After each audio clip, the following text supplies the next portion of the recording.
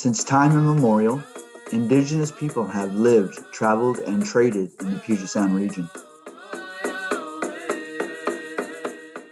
The Donation Land Act of 1850, to encourage westward expansion, allowed American settlers to claim these traditional native lands. The explosion of immigration into the region that followed forced the U.S. government into a fraught treaty-making process with local tribes. The original terms of the Medicine Creek Treaty were inadequate and ultimately unaccepted by tribal leaders, resulting in war. The Indigenous Voices podcast is an extension of the award-winning Puget Sound Treaty War Panel series and Fort Nisqually Living History Museum. The podcast advances tribal voices in the telling of Puget Sound history and shares tribal knowledge and expertise with wider audiences.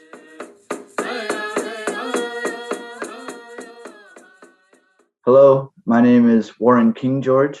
I'm an enrolled member of the Muckleshoot Indian tribe on my father's side, and on my mother's side, I descend from the Upper Skagit tribe.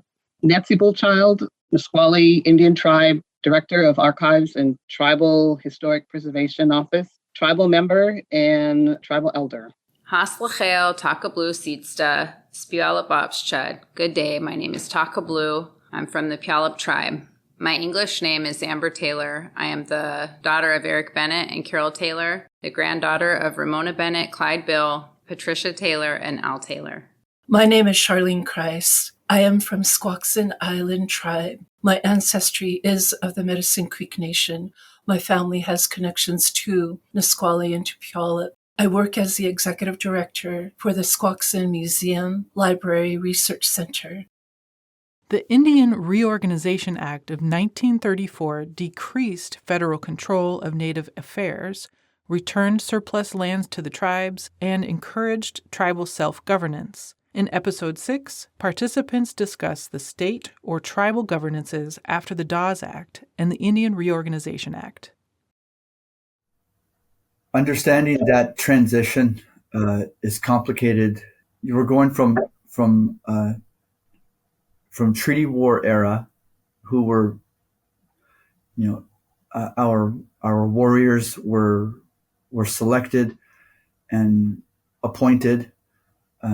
So they were the leaders at that time during that whole treaty war chapter. So what do you do after the war? What happens post-treaty war? Once the dust settles, we've got to maintain our identity. We have to maintain our traditional ways of life, and you do that through proper management. And so we're no longer at war, but it's a different kind of war. It's a fight to maintain our identity, a fight to maintain access to our natural resources. Everything at that point seems to be a battle because of our this new understanding of boundaries and this new understanding of how much you can take and where you can take it.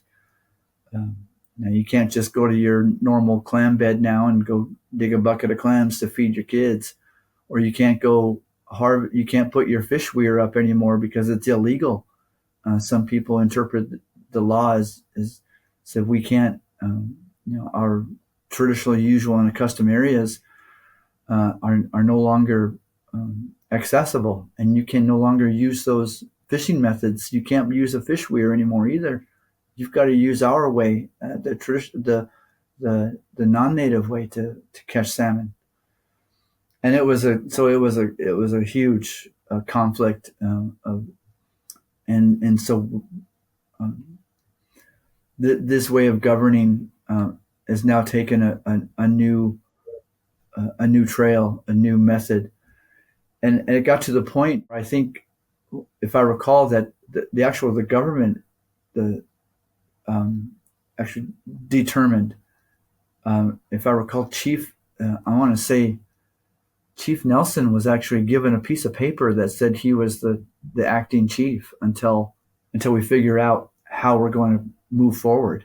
And even then, it was, I don't know if it was, if it was in title only, or if it was an actual, if it was made official by our membership, by our village membership, by our reservation membership. And our history is not, it's not written. I mean, those are just, most of it was oral. And so you have ethnographers like Ballard and T.T. Waterman that were able to record some of that history. So I think that those early days of figuring out who's going to take us forward with important decisions about governments, about representation, right? We're beginning to understand what it means to have someone represent our intentions, represent our feelings, and represent, more importantly, our identity and access to those sources of identity. And so we need to continue that. So continuity was also a big part of it. So someone who could speak English and understood English and who could read and write English, was an asset, and clearly would be someone who was going to help us move forward in that regard. The Reorganization Act, as I remember, some of it was tribes were supposed to establish their government, but what does a tribe know about a government? You learn the U.S. government, how it's established, but now you're required to do this. And like I said, it always comes back to the government making the rules and regulations. So now you have this time limit, of you have to establish this for your tribe, when we were used to establishing leaders according to what the needs were. But all of a sudden you had to have, this tribal government, you had to have, your councils, and some tribes do have chiefs, that's the way their governments are made up. So each tribe has their own government system, which isn't always consistent, and even today we have all of that. So for somebody to understand what the ask is, it's looking at your tribe, deciding, what are we used to? Like I said, my husband's Blackfeet, so their whole tribal government is different. It's set on different requirements. They're Plains Indians, we're, coastal. So to us, it was the rivers, the water, the prairies. I mean, the shellfish beds. There was all these things that were a necessity to us. And so now you're trying to establish that to tell the government, this is what we need. This is what we want. But you have to remember the same thing, just as with the treaties. It's like, do you understand all that language? Gets back to, boarding schools were helpful in the way of helping, but at the same time, Nisqually was a small tribe. So we did not have access to our own attorneys. We were still having to, they had to get these, I think it was, there was a legal group, but small tribes had to establish, they had to work together in order to have legal representation. You had to work together, like even in the day to help with fishing, we didn't have biologists. We didn't know how to get you didn't have the funds. And I remember my mom always saying that when she was the chair, she goes, I didn't have no secretary to help me. I was just going back there knowing what I knew and having to talk to people. She had no clue. So she did what she did. And she says, and when somebody told me they got money back there, that can help your tribe, she goes, I went after it. But that was just the way, you were, my mom and all them were used to working out in the fields, they were field workers. And so there wasn't this knowledge of going to school and learning, how tribal governments ran. There wasn't this knowledge of how do I get that funding, to help my tribe.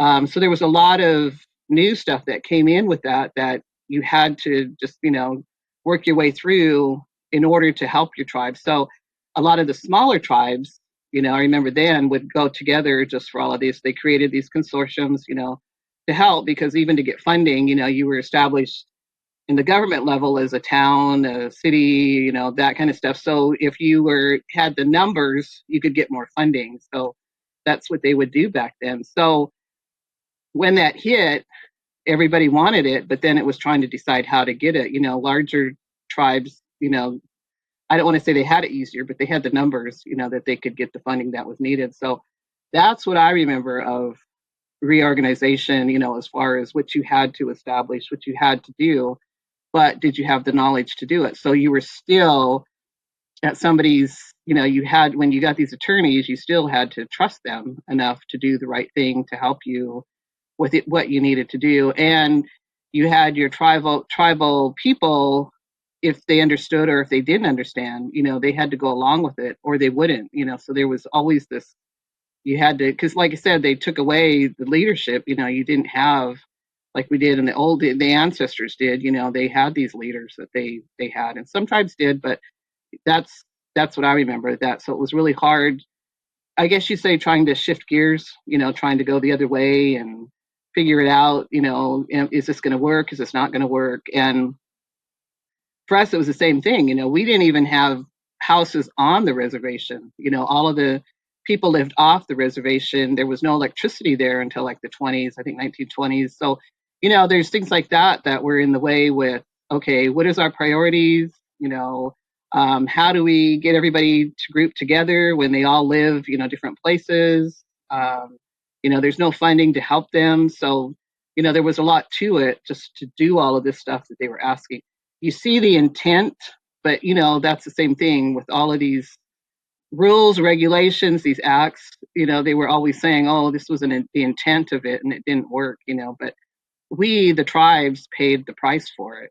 We were the ones that always had to pay for something that didn't work, and then had to always backtrack. And like I said, it could take years to do some of that. So that's a part of what I remember going through that, that era. I can remember little when I was young going to these meetings. It was like 5 people that held the tribe together, and some of them weren't even enrolled members.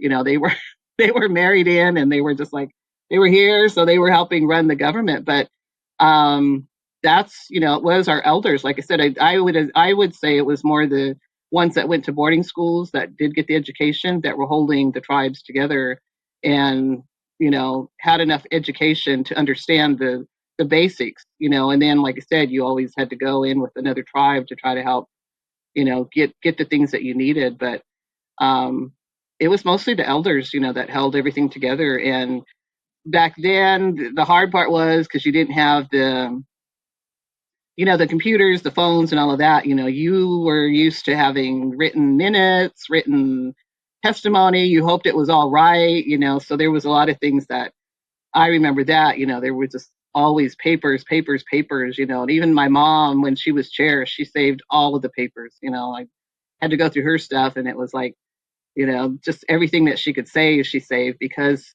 it was important to them, what was done and how they tried to establish things.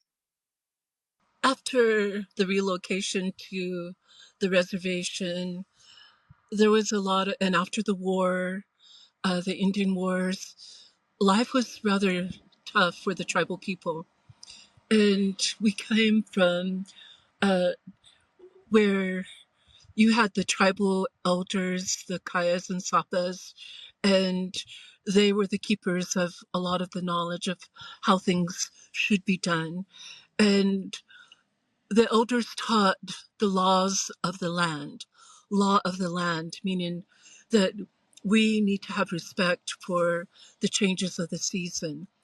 And these changes of the season were applied to everybody when it came to infant, child, adult, elder, and the spring, summer, fall, winter, and how we are infants in the spring and the summer were the youth, and the fall were the middle age, and winter were the elder.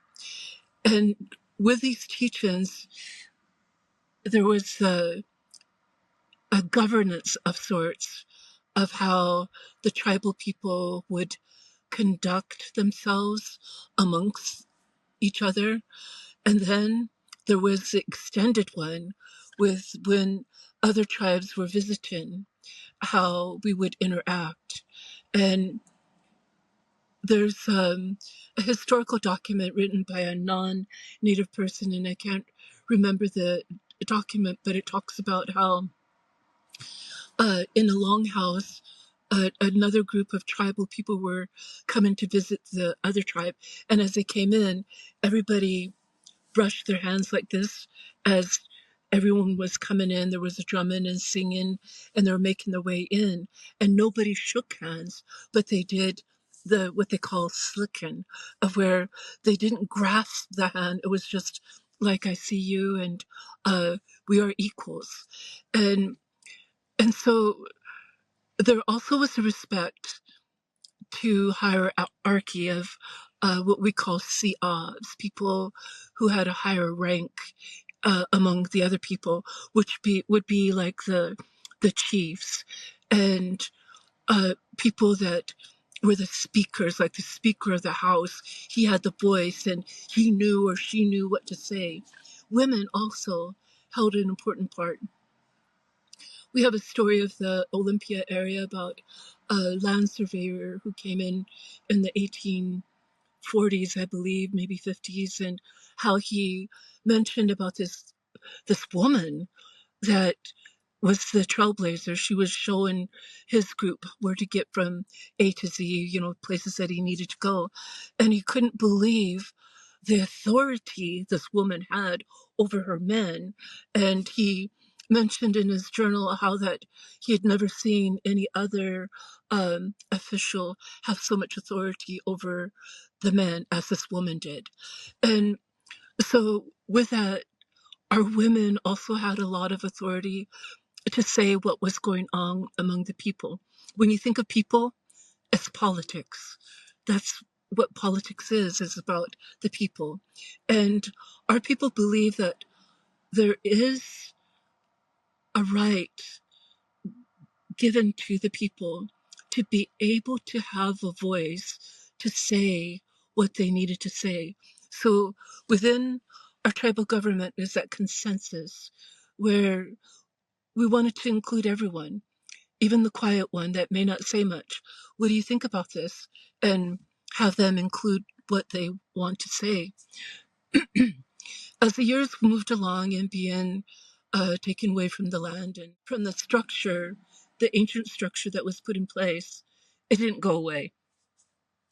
The tribal people continued to still have their meetings, and we have records of 1923, I believe it is. There's a meeting that was held among the people, and it was documented.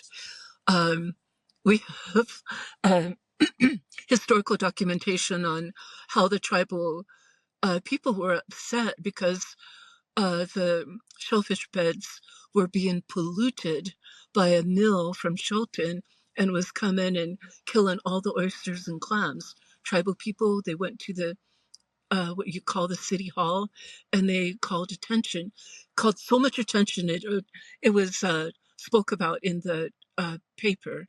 So back to the tribal governance. It never went away. The tribal people still had those times of gathering together and making sure to take care of the people. We were very poor, land poor people. However, many of our tribal members still remembered how to use the old medicine, so to speak, how to take care of others, and to, because medical care, not much given there. So the tribal people applied a lot of the ancient teachings to help bring health and healing to the people.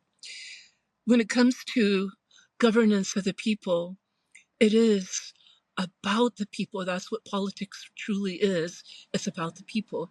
And within our tribal government, there still was a lot of say among the different families that make up Squaxin Island tribe on how things would be. And each family had a lot of respect for one another. And there was always a good discussion among the people. And we do have the records showing that the people did gather together. There came a time when termination act was happening in 1950s, and we were on the block to be terminated. And there was a man who was like so upset, just recently out of college, and he gathered people together in a picnic. Everybody went to a picnic on the beach, and the elders brought their documents to show, look, we've been having our tribal meetings. And they kept their minutes, and not knowing that's what they were going to be called, and showed that consecutively through the years, tribal people had been gathering together and had their own governance. They had their own self-governance of the people and taking care of the people. And so when it came time for that termination, our people were able to show we're still a self-governant people. We're still here. Our tribal people still exist, and we still are doing the things as our ancestors have done in the past of fishing, hunting, and still gathering nut medicines and the different foods. Kind of an interesting era. We actually, I mean, we have records and things from that era, but there is kind of a gap, even in the accounts that we have of our leadership. There's a little bit of a gap in information here within like our own archive, our own holdings, and so there's definitely more research that needs to happen in terms of that. I do know that prior to the Indian Reorganization Act, which is prior to that, we did have, it was an enrollment committee. So we had, and that would have been for like the 1929 rolls, and that had to do with getting, essentially, to somebody that's not familiar with it, it's basically like a census, right? So it'd be the same thing as figuring out who you are, whether or not you are from this tribe, who your lineage is, because there was a settlement that was supposed to have been coming. So we did have an enrollment committee. Those, I believe it was five Puyallup men. And then there was the secretary. They had a lot of power over who made it on and off the rolls. It's going through those records is quite interesting here. We have those records here in our archive, but they are restricted. But they had a lot of power. I mean, it granted them the ability to say, you are Puyallup, you are not. It granted them the ability to say, we don't believe you're Puyallup. And there was a lot of discrepancy with that. Because of the boarding school era. So there was a lot of young people that were sent off. They went, whether they were here locally at boarding school and then went to like Forest Grove for finishing school. And then some of them even ended up out in Haskell, some were in Carlisle. Like we had kids that were sent off everywhere and they built lives other places. During the land grab, we also had a lot of folks that left the Puyallup Reservation, left their families and their allotments to go live where it was safer to be.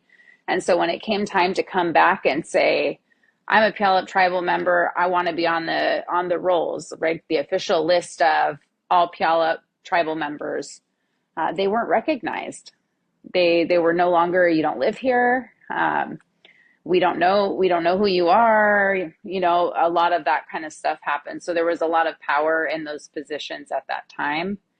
And I believe that it may have been, I know it was definitely a few of the guys that were in the original enrollment committee, which predated 1929 because they were gathering a lot of information. They also were elected or designated to be our first tribal council. So that would have been in the 30s. And then we've kind of kept track of leaders. I know initially we had a council of 5 people, and that changed sometime between the 70s and 80s to a council of 7, which is where we are now.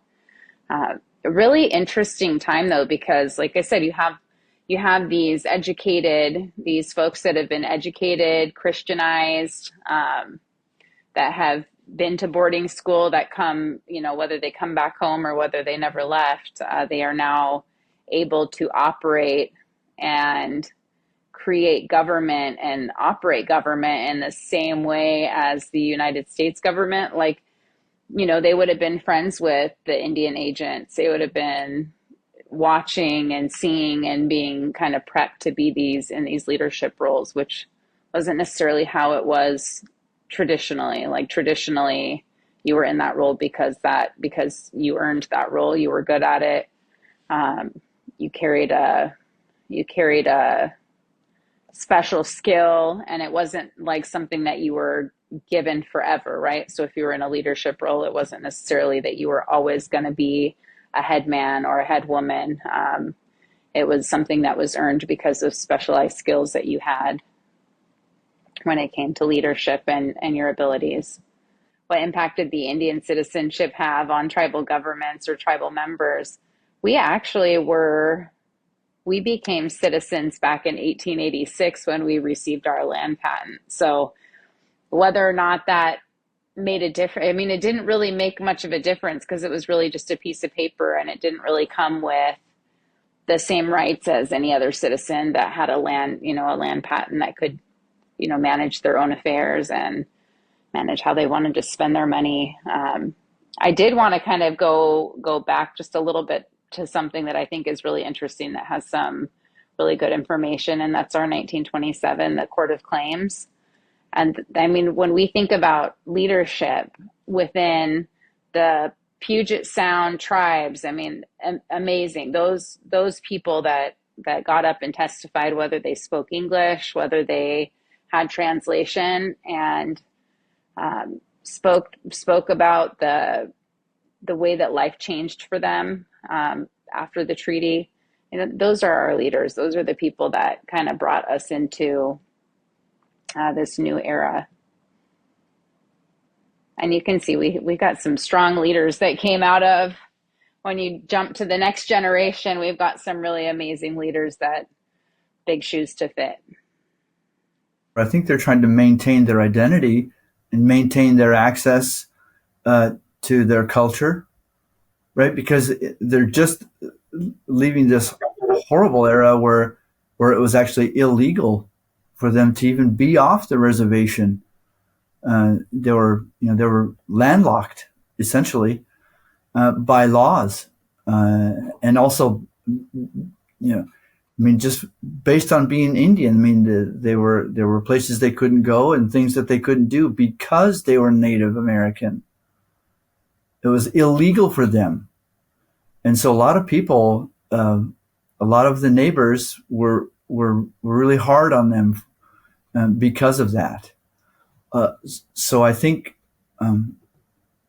we're now trying to establish what our or learning our legal boundaries, where we can go and what we can do during this really tough era, because we've accepted the fact, right? We're probably 2 or 3 generations into reservation, the reservation chapter now. So we're starting to figure out, our place, our new place.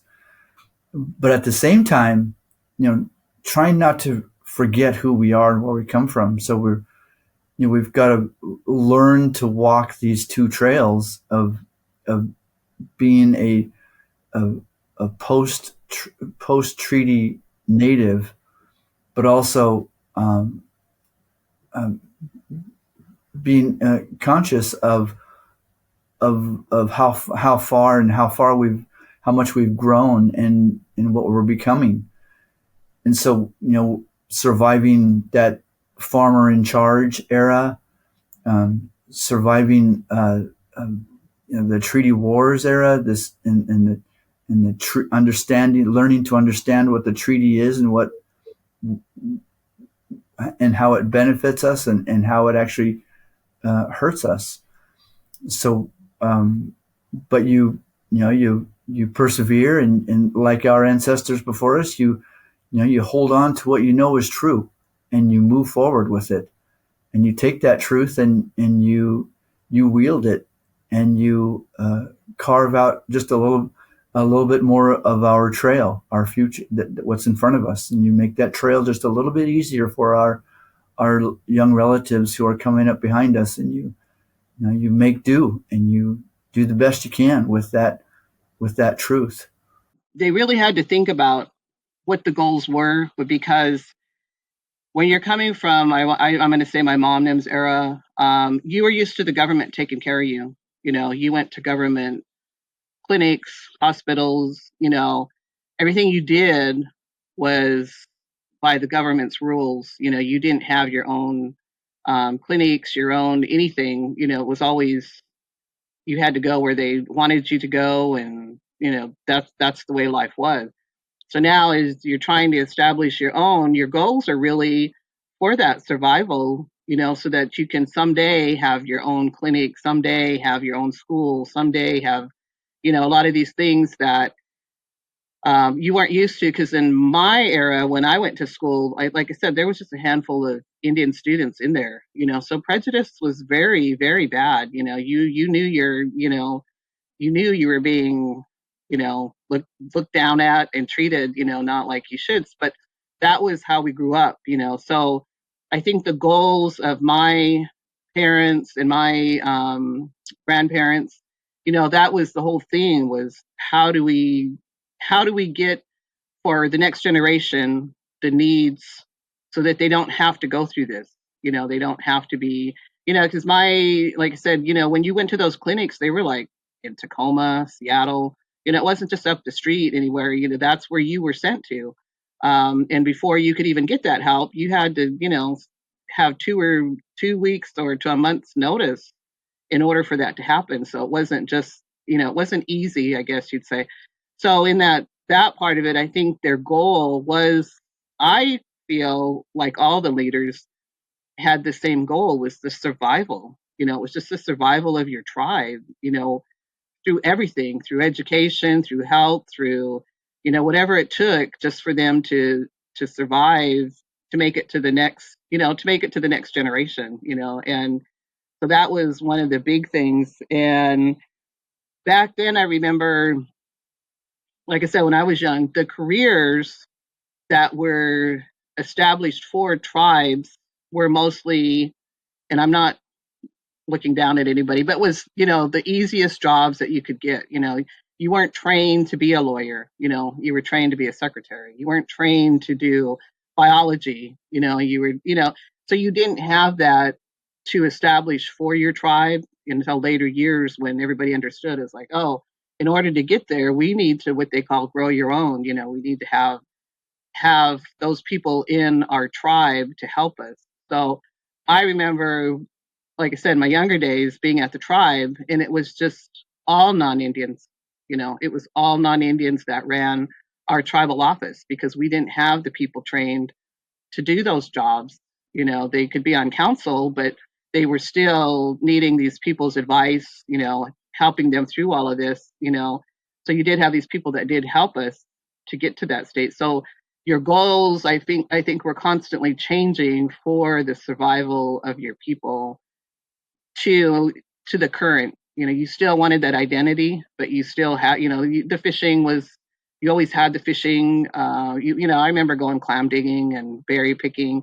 You always had that, but it was trying to find how you were going to survive in this world now, where you weren't used to, running a government, I guess you would say. So that was, I feel, their goals was just the survival part of it. Where one of the goals was to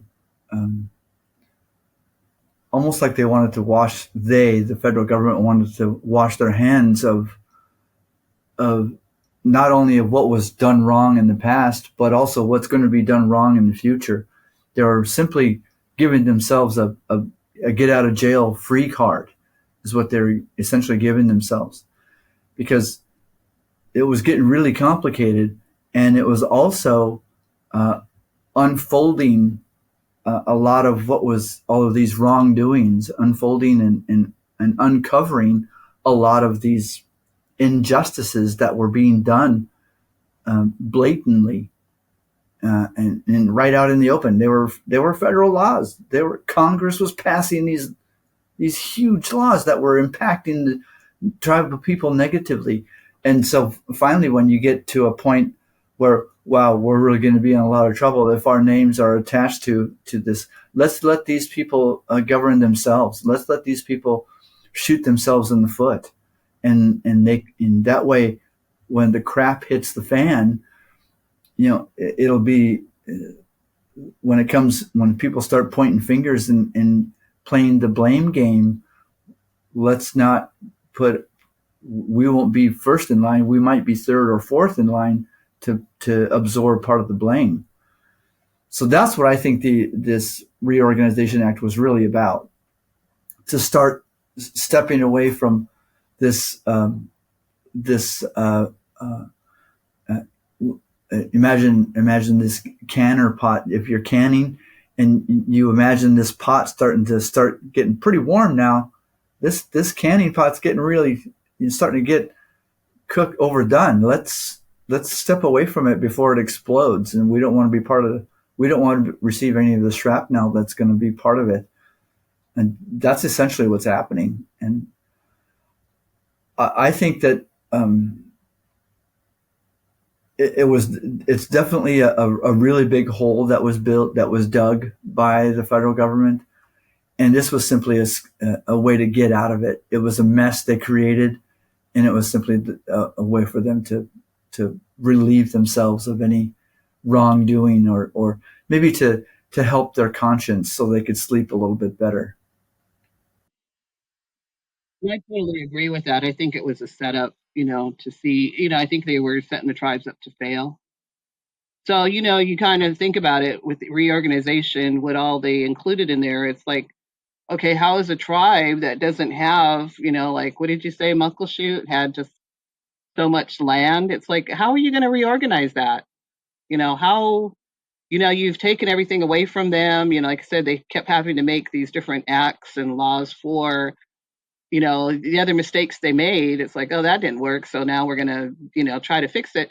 So now you're that's why I said timelines are very important, because you're just seeing, it was one after another, of these changes. And it was always this excuse, well, this is what we have to do for them. But they weren't, it was always like that 2 steps forward and 1 step back, because now you're back to, okay, what do you want us to do? And, but it was always that giving and taking, giving and taking. It was never just giving to, really make a strong people. It was always just taking something back from them. So that's where, same thing with that one. I think, how could tribes that didn't have anything, how are you supposed to do that? How are you supposed to, they say, you can be in charge of your land, your fisheries, and all that. And it's like, what if you didn't have that anymore? What was going to happen? So somehow they had to know all of that. And so it was the same thing. It's like, well, they won't make it. It's the same thing they did previous time. It's like, oh, we're going to, like you said, assimilation, and they're going to, we're going to show them all this. And that didn't happen. But, it's always like, well, they have to do this government, they have to figure all this out. But if they would have left tribes alone in the first place, tribes were fine. They did everything seasonal. They did everything with a purpose. And they survived. They were here. So it's like, what are you trying to fix? If we did fine taking care of ourselves, what makes you think we need you there to take care of us? And that was just, I guess, their mindset was like, and you see that in a lot of writings. I think Stevens does that, my children. And it was like, no, but so there's things like that it's just the mindset was there, like, we have to take care of them, but that wasn't, tribal people had taken care of themselves for so many years, without all of that. So I feel the same way. It was like, it was just the way that, it was taking the pressure off of them for what had happened. But like I said, if you read everything that they did, it was a constant, we're going to do this to fix that. We're going to do this to fix that. And nothing fixed anything. All these obstacles that our ancestors were able to overcome, and all of these preventative measures that our new neighbors have put in front of us. Our ancestors were tenacious and savvy, and they've survived for 14,000 years because of these characteristics that they possessed and still do. And so, I'm a firm believer in the cup is half full. We've got to be able to take what we can and build on it and use that to our advantage to create opportunities to open doors and open windows and maintain those doors and windows and to ensure that they remain open for our future. And that's how we've been able to make things appear to work. I mean, turning something into nothing has been has been a mantra for our people. They can turn a tule into a summer camp. They can turn a cedar tree into a traveling vessel to get from point A to point B. It's amazing. They can make it use fire as a management tool to make more huckleberries and make more blackcap fields and maintain hazelnut gardens so that they continue to produce more nuts, and red elderberry places that were very special and very unique to the Pacific Northwest. They managed those successfully.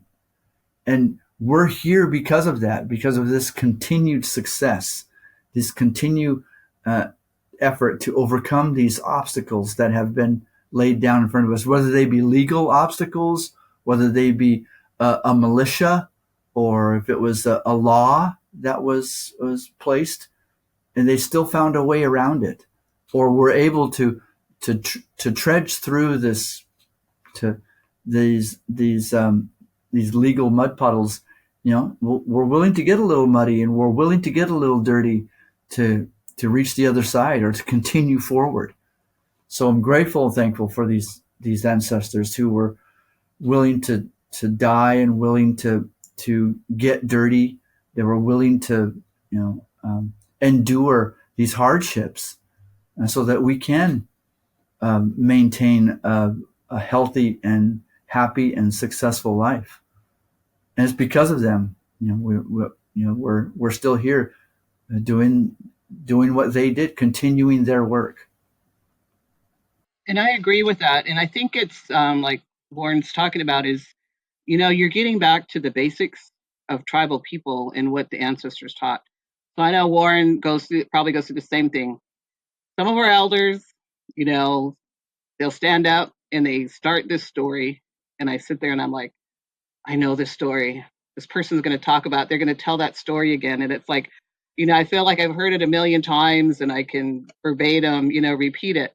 But that's a part of the oral history. And that's a part of what has laid the groundwork for who we are, because we remember all of that, we retain it, and then it's like, oh, I remember them talking about that, I remember this, so that's what you learn, as a part of that, that they've given us.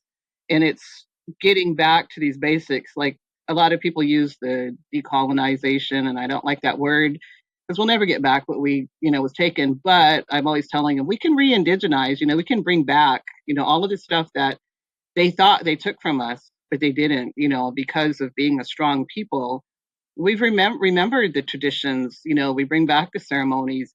And because of that, like we say, everything was done by a season, seasonal for survival, and it still happens that way for everything we do, whether it's fishing to sustain our people or fishing to make an income, it's done by season, and what the next thing that's going to happen, so there's a lot of this that it becomes like habit, and so that's the way you work on things, and because tribal people always work together on things, as a village, that's what stays. Like even this canoe journey I told you, I was exhausted, but my nieces, on the canoe, they were like, would you please help us? So, I'm always in the background, never in front, but I'm in the background working. And it's like, it becomes exhausting, but that's what you do. They ask, they had come and asked me also, like, can you take us out to learn to, strip cedar? And I'm like, yes, I will.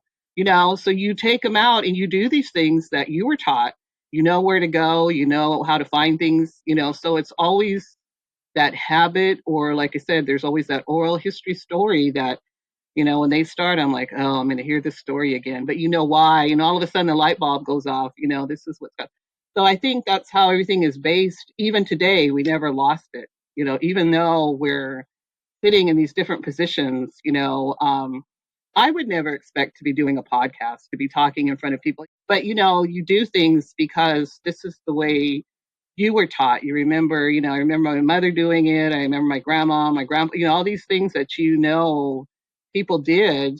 That's what you've learned, and that's what you've become, so you pass it on, to the next generation. And like I used to always say that, well, if I expect my sons to do this, I have to step up. If I expect my nieces or any of my younger people to do this, I have to step up, and do this stuff. So that's kind of what your teachings are. And so I think if we would have been left alone, we would have been fine. But, through all of these years, even into my, because I'm an elder now, and I'm like, I never thought it would be like this. I thought life would be so much better and everything would be, but it's, to a point it is, but to, like I said, to fight for everything that was taken away and try to get it back, it's really exhausting, because you really have to stay on top of it in order for us not to lose our identity, for the next generations. I tell people that's what it's all about, is the next generation. So that's what we're fighting for and trying to keep going. So I think in some parts, we do it what we were taught, and hopefully, they remember and it's passed on. But it does signify the success, even though it may not appear to be on paper or on a data sheet. But the tribes have made some progress and has had experienced some success, and that's going back from the treaty war forward. I mean, in literature and on the numbers, it appears that the tribes lost that war, but in reality, when you look at the results, the end results, we got exactly what we wanted, and in some cases maybe even more. So when we wanted to be left alone and we wanted to be able to exist or coexist with our new neighbors and just leave us be, we got it. But we also, through trial and error and through growing pains, the tribes were successful in, they created their own government. They created their own constitutions and their own policies that governed the people on these post-treaty villages. And so I get it. I mean, we've got a lot of battle wounds, both metaphorically and physically and literally. We have these scars from battles that we have fought and won. And I expect we'll get more. I expect us to that we will endure more hardships. Because casinos are not going to last forever. Casinos are not the solution. Going to be the solution forever. And so, and I would imagine by now our leaderships and our elders have already prepared for that. Have things in place for when the day does come when a new source of income or a new enterprise is going to need to be in place to help support the people. So I have full confidence in tribal government, tribal leaderships throughout Puget Sound, that they are preparing for that day. But it also indicates and signifies our tribal perspectives, our tribal lens has not been clouded. Our goal maintains the same. Our objective is the same, and that is to continue our existence here, maintain our identity here in the Pacific Northwest. And we'll do that through these through our savvy and leadership that we have. I've heard the term, like when you talk tribal sovereignty, people, question, how can you have a government within a government? Well, we didn't create that, but here we are. And we're hanging on to it now, because it was like, okay, like Lauren was saying, it's, they just found out they had to wash their hands of it, but it's that same thing. It's like, you created this, now we're taking it in stride and trying to do the best we can.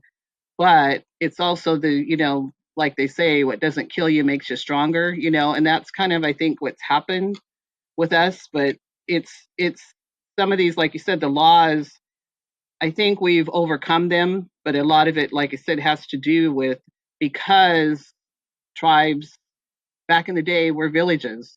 Now we're communities and we stick together. You find that no matter how much you have inner maybe family fightings or anything, you stay strong as a tribe, because that's what it's about. It's not about individuals. We're always just working for the what's best for the tribe, because we're always thinking of our next generation. And that's what our ancestors did. They weren't thinking of themselves when they sacrificed a lot. A lot of the leaders will tell you, this is for our tribe. It wasn't for them to own their little, maybe how many acres of land. It was like, no, this is for the tribe. So, like I said, that's the stuff that's passed down, generation to generation. But when you look at these laws, it's some of the things they created and had to backtrack on. That's what's hurt us. That's things that you created it, you did damage, and now you're trying to fix it, but the damage is already done. And then we pay the price for it. And then when we get over it, we rise above it, then it's like people want to tell us, well, you guys are allowed to do this, like that with the casino. And I'm like, that's not what the casino is about for us. It's about being able to have our clinics, being able to have our own stuff, that we don't have to depend on the government for. So that's the message, but that's the part that they miss. In this day and age, it's interesting to watch our yearly canoe journeys, and you wouldn't think, oh, how is that political? We don't want it to be political. What I do see, though, is this empowerment of the tribal voices, empowerment of the knowledge. I belong. That's empowering for many of our younger generations. It's empowering them to be inquisitive. Oh, how did this basket get made? Oh my gosh, how did they know about the color? How to get this color? And then realizing, oh, my ancestors knew about natural chemistry, of how different acidic plants act differently to create different colors and heat and cold application. So in the canoe journey, there's also the empowerment to be able to talk with one another. Very important to have that communication. And the empowerment of wondering about my tribe against another tribe, understanding economies. So important. When I look in the future, I see many of our younger generation making and forging these friendships with other tribes that I believe is going to help strengthen the tribal ability to united we stand with the tribal people. Many of our people had that united we stand as tribal people because of our intermarriage, where we're not allowed to marry within our tribe. You had to seek marriages out of your tribe. And a lot of times that would be political, because to be promised in marriage to another tribe meant that I was responsible to uphold the teachings of my ancestors and to be able to provide goodness to the next tribe. So when it comes to the political governance, councils, tribal council, I see so much potential in these canoe journeys. This year it was about the children, and I was so grateful Puyallup had it about the children. I would get up every time and every morning be on the beach and seeing all these beautiful faces of pureness and innocence and eager to learn. And I got to teach them about our history and about our culture. And they were just hungry, and they listened. And but what I love so much is seeing the innocence, but also a certain ability to learn and understand about what's going on. One of our younger girls, she's only 10, tiny, not really a big 10-year-old, but kind of a mid-sized 10-year-old. She did not want to stop pulling. She stayed in the water 4 hours. And to me, what that speaks to me is that you have a generation of young people that will rise up, and they will be determined, and they will be checking other areas out. And as a past tribal council member, my passion really was about the people. When you're elected as a tribal council member, you stand before your people, and before your people, they're all looking at you, and everything that you do is you're held accountable. So I tell all my tribal council and those that work for the tribal government that whatever you do, you stand as though you're doing it in front of everybody, that you do the service to the people. And so when it comes to the economies of the tribe and like casinos, hotels, and other entities that we own, business entities, it's all good. But I see in our younger generation, they're becoming educated, which I love. I remember when we didn't have very many graduates, and now we've got so many graduates. It's so wonderful because I know the future for our people, it is going to be so much better, because when you think about government, you also think about you want the children to be educated. You want them to be well. You want the economy for their home to be good, where you're not going to be evicted out of your home. You're not going to have your electricity turned off. You're not going to have to go to food banks. We can help provide for the people. And so as a tribal government, I see many of our tribes here in Washington State, they are doing so good on trying to make sure that the future is going to be good for the people. We believe in 7-generation decision making. And I tell people 7 generation was easy for our people because we had that longevity of life, and it would be easy to see your 7th generation. And for this day and age, we think about our 7th generation like, oh, we would never see it. Yes, in the tribal society, you would see it. So everything that you did, you'd always be thinking about, oh, all my grandchildren. You'd want to do the best. I know it's kind of interesting that Charlene brought up the youth power paddle to Puyallup, because that was kind of where my mind went, was all these young people that got to experience this incredible, I mean, just being in these positions and being the skipper on a canoe, and the teamwork and the things that went into that. Now we're coming into an era where we're rethinking the way that government is run, right? So all the way down to education and just really rethinking the way internally that we operate, the way that we, even as an administration, I think we have a lot of leaders within our community that aren't always recognized. and they're the ones that are putting in work. I mean, our language department's incredible. Our culture department is incredible. And just the work that happens behind the scenes, a lot of times off the clock. There's so many things that happen within our community that are all done, as Charlene said, for the 7 generations. I mean, it's really to carry these things forward and carry these teachings forward and try to reclaim as much as we possibly can as a tribe and as a people. And I'll kind of leave it at that. I mean, our youth are beautiful. I was so touched by the canoe journey and being a part of that, and getting to take my daughter out on the floor when Puyallup came out for protocol and doing that with her for the first time.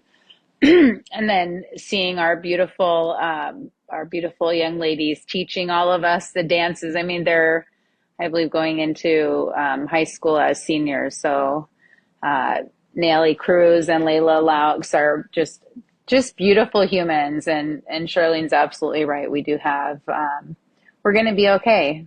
We're going to be okay. We will. We're going to be okay. We've got some beautiful, talented,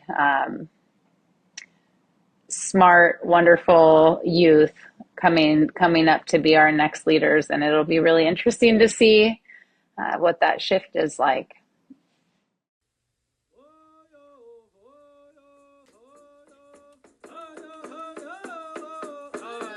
Hey Shaba, Hisquo, for joining us for the Indigenous Voices podcast.